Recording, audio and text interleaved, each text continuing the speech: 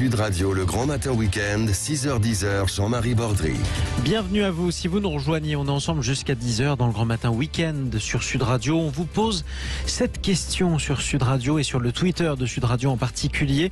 La campagne vaccinale de rappel pour la 3e dose est-elle mieux organisée que la première campagne? Vous votez sur Twitter. Pour l'instant, vous répondez non à 89% d'entre vous. Et pourtant, le gouvernement se félicite. Jean Castex parle d'excellents chiffres de 700 000 doses administrées chaque jour. Olivier Véran, le ministre de la Santé, vise les 20 millions de 3e doses administrées d'ici Noël. Est-ce que c'est crédible? Est-ce que ça marche si bien que ça? Tout de suite, on en parle avec nos deux invités. Sud Radio, le débat du samedi. Pour le débat du samedi, on accueille nos deux invités. Gilles Bonnefond, bonjour à vous. Bonjour. Et bienvenue sur Sud Radio. Vous êtes pharmacien à Montélimar. Vous êtes également porte-parole de l'Union syndicale des pharmaciens d'officine, l'USPO. Nous sommes également en direct sur Sud Radio avec François Bonneau. Bonjour à vous. Bonjour. Vous êtes pharmacien, vous-même de profession, et sénateur Union centriste de Charente. François Bonneau, on entendait Jean Castex hier se féliciter d'excellents chiffres de vaccination. Olivier Véran être optimiste, viser un Français sur 3 avec une 3e dose d'ici Noël. Comment on explique que ça aille si vite en apparence? Est-ce que c'est vrai? Alors effectivement, on se donne les moyens aujourd'hui pour arriver aux chiffres annoncés. Je vois que dans mon département, par exemple, de la Charente, on va pouvoir se vacciner dans les galeries marchandes tout le week-end. Bon, bien évidemment, tous les professionnels de santé sont mobilisés, mais Gilles Bonnefond va le rappeler. Il y a vraiment une vraie volonté d'aller vite. Hein. On voit que ce variant Omicron, il est quand même très contagieux, sans préjugé du risque qu'il fait encourir, de dangerosité. Mais toujours est-il que voilà, il y a une vraie volonté d'avancer. Alors il y a un vrai sujet aussi avec le vaccin Moderna, on en parlera peut-être, qui aujourd'hui est largement plus disponible que les autres. Mais en tout cas, oui, il y a une volonté d'avancer vite. Mais il faut savoir qu'on est dans un contexte où on a quand même des professionnels de santé qui sont un peu usés, fatigués par ces vagues qui se succèdent. Et donc, c'est vrai que c'est plus compliqué aussi de mobiliser les équipes parce qu'il n'y a pas que ça à faire. Il y a aussi, bien évidemment, il faut tester, soigner et tout ça vient se télescoper. Ça commence à faire beaucoup et ça commence à durer. Vous confirmez, Gilles Bonnefond ?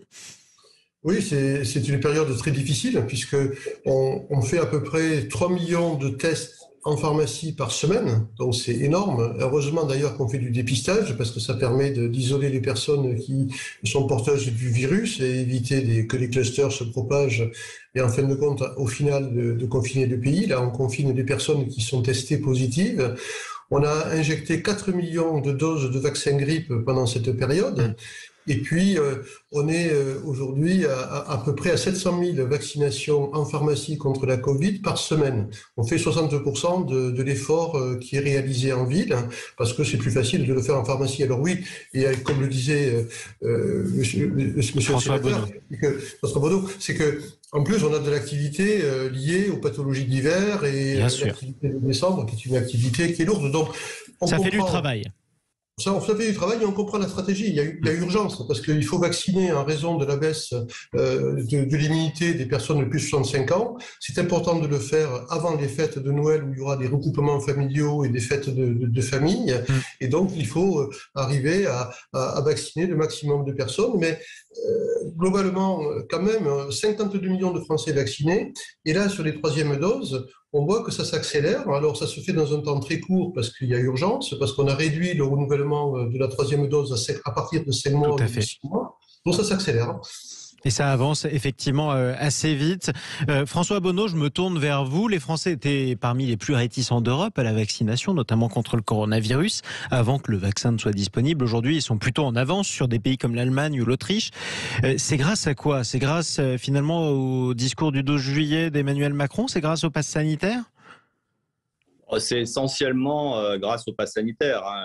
Là, grâce ou à cause d'ailleurs, en tout cas sous la contrainte du coup. Voilà, effectivement, en termes de sémantique, on peut utiliser l'un ou l'autre. Mais enfin, toujours est-il que les Français ont réalisé que s'ils voulaient continuer à avoir une vie à peu près normale, il fallait qu'ils se vaccinent parce que sinon leurs activités allaient être extrêmement compliquées.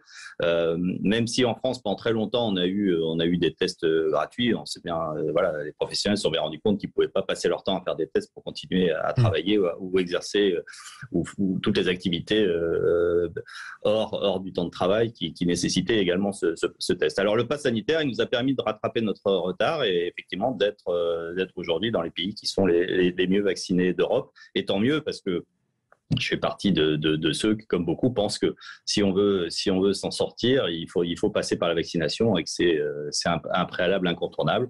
Et aujourd'hui, on est sur des standards qui sont bons avec, vous le savez, des personnes qui sont trop jeunes pour se faire vacciner ou d'autres qui ne peuvent pas pour différentes raisons. Donc, on a atteint des taux importants, intéressants. Mais je le rappelle, on est dans une problématique mondiale. Et si nos pays sont bien vaccinés, mais que dans le reste du monde, ce n'est pas le cas, eh bien, nous subirons ces variants.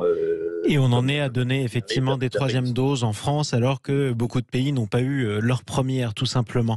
Restez avec nous, François Bonneau, Gilles Bonnefond. On va parler justement de ce qu'on administre comme vaccin, notamment dans les pharmacies, puisque c'est terminé l'AstraZeneca, c'est terminé le Janssen, c'est presque terminé d'ailleurs le Pfizer, que tout le monde veut. On donne du Moderna. Est-ce que c'est normal? Comment ça se passe? Vous allez nous l'expliquer dans un instant. À tout de suite. Sud Radio, le débat du samedi. Le débat du samedi, la campagne de rappel vaccinal pour la 3e dose est-elle plus efficace que la première campagne? Vous répondez non pour l'instant sur le Twitter de Sud Radio. À 89% d'entre vous, on en parle sur Sud Radio pour le débat du samedi avec 2 pharmaciens. L'un est sénateur également, François Bonneau, sénateur Union centriste de Charente.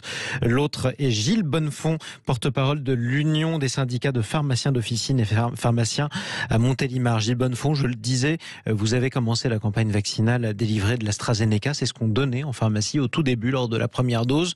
Ensuite, il n'y a plus eu d'AstraZeneca. On donnait aussi du Janssen. On a fini par ne plus en donner du Janssen. On a donné beaucoup de Pfizer et maintenant, ceux qui arrivent avec un rendez-vous pour se faire administrer une 3e dose de Pfizer, on leur propose souvent du Moderna. C'est le cas chez vous. Comment ça se passe ? Alors, c'est vrai qu'on a la chance en France d'avoir ces 2 vaccins disponibles. Pourquoi l'AstraZeneca et le Janssen ne sont plus utilisés? Tout simplement parce qu'ils sont moins efficaces contre le variant Delta. C'est l'avantage d'avoir des données internationales en temps réel qui permettent d'adapter les stratégies de vaccination et rechercher toujours le maximum d'efficacité. Entre le Moderna et le Pfizer, en efficacité, il y a très peu de différence. D'ailleurs, le Moderna est considéré comme étant plus efficace contre le variant Delta et a une immunité qui dure plus longtemps. Sauf que le Moderna aujourd'hui est déconseillé et du coup n'est pas donné aux personnes qui ont moins de 30 ans.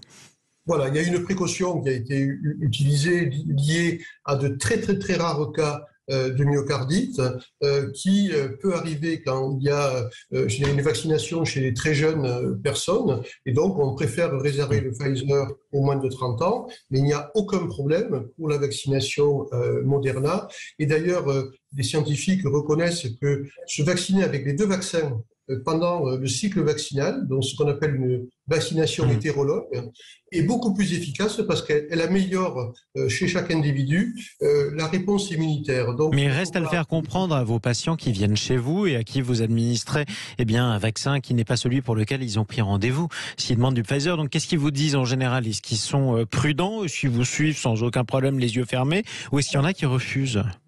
Alors, pas les yeux fermés, parce qu'on doit expliquer, et c'est légitime d'expliquer aux patients ce que l'on va injecter, mais ils acceptent parce que l'objectif aujourd'hui, c'est d'être protégé contre ce virus, quand on a un vaccin qui est disponible. Et puis, c'est aussi l'intérêt d'avoir le choix au niveau des pouvoirs publics entre 2 laboratoires. Si un laboratoire a une rupture de stock, et si vous n'avez qu'un laboratoire unique, ça peut être gravissime. Là, on a la chance d'avoir 2 laboratoires qui ont 2 vaccins. Donc, les patients acceptent en grande majorité, et puis certains préfèrent attendre, mais ils prennent des risques parce que la balance bénéfice-risque aujourd'hui ne cause aucun problème avec le vaccin Moderna. En plus, on le fait en demi-dose, ce qui est une précaution supplémentaire parce qu'elle suffit pour la 3e dose à être efficace et à relancer toute l'immunité. Ce qui permet aussi de ne pas gâcher. François Bonneau, vous êtes toujours avec nous. Je le disais, au début de la campagne vaccinale de la première dose, on donnait exclusivement de l'AstraZeneca et du Janssen en pharmacie. La raison, c'était que notamment qu'apparemment le Pfizer, il fallait le conserver dans des frigos spéciaux très très froids et qu'il fallait le temps de les commander, que les pharmacies n'en avaient pas. Aujourd'hui, on donne du Pfizer partout. Ça veut dire qu'on a perdu du temps ou pas?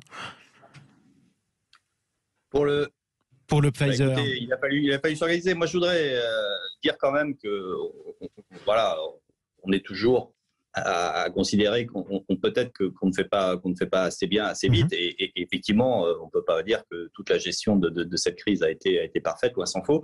Mais toujours est-il qu'organiser une logistique avec des vaccins qu'il faut conserver à des températures aussi basses pour pouvoir les distribuer dans tout le pays, c'était sacrément compliqué. Donc, je crois que nous y sommes arrivés. Tant mieux, rapidement. Je trouve qu'on a vraiment fait preuve d'efficacité dans le domaine et ça a permis de diffuser le vaccin Pfizer, qui est un vaccin ARN messager, rapidement. Et aujourd'hui, effectivement, nous avons des stocks de Moderna.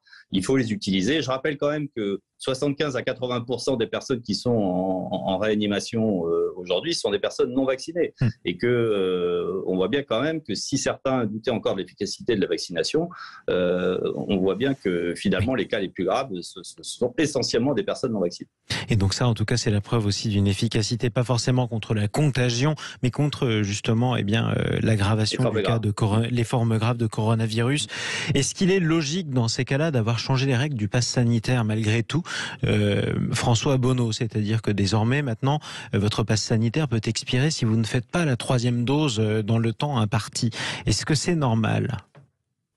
Alors effectivement, quand on regarde les chiffres et la contagiosité, on s'aperçoit que les personnes qui sont vaccinées, mais depuis 5 mois, 5 mois et demi, voilà, elles sont moins bien protégées. Et là, aujourd'hui, toutes les études vont dans le même sens. Donc, avancer la date du rappel est une mesure de bon sens. Et en tout cas, si on veut éviter de bloquer le pays et d'aller vers des mesures encore plus drastiques, il faut se précipiter pour retrouver une bonne couverture vaccinale et donc une protection élevée. Mais malgré tout, comme je vous le disais d'ailleurs, quand on pose cette question sur le Twitter de Sud Radio, les électeurs sont plutôt pessimistes, puisqu'on se demandait si la campagne de rappel vaccinal pour la 3e dose était mieux organisée que la première. Pour l'instant, vous continuez à répondre non à 89% d'entre vous. Merci beaucoup à tous les deux d'être intervenus sur Sud Radio ce matin. François Bonneau, sénateur Union centriste de la Charente, Gilles Bonnefond, également pharmacien à Montélimar, porte-parole de l'Union syndicale des pharmaciens d'officine, l'USPO. Restez avec nous sur Sud Radio, puisque tout de suite, après ce débat et ces questions toujours un tout petit peu angoissantes sur notre santé et sur le coronavirus, on va essayer de se détendre. C'est avec Carole Serra.